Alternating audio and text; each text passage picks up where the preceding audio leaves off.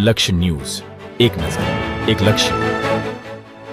ધાંગધ્રા શહેર તથા ગ્રામ્ય વિસ્તારમાં પીજીવીસીએલની વિજિલન્સની 48 ટીમ દ્વારા વહેલી સવારથી 760 જેટલા કનેક્શનમાં ચેકિંગ હાથ ધરી 102 કનેક્શનમાં વીજ ચોરી ઝડપી પાડી 44,050 લાખનો દંડ ફટકારવામાં આવતા વીજ ચોરી કરતા તત્વો સામે હજુ પણ કડકમાં કડક કાર્યવાહી કરવામાં આવશે તેમ જણાવ્યું.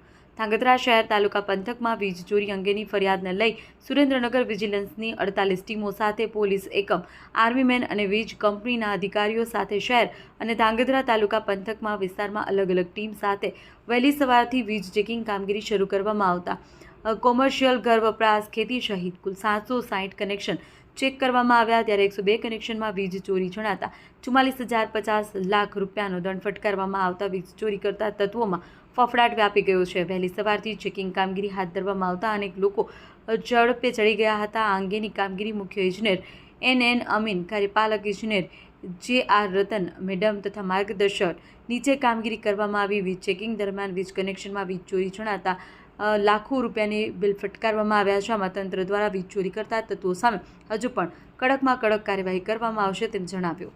દેવમ ત્રિવેદી, સુરેન્દ્રનગર.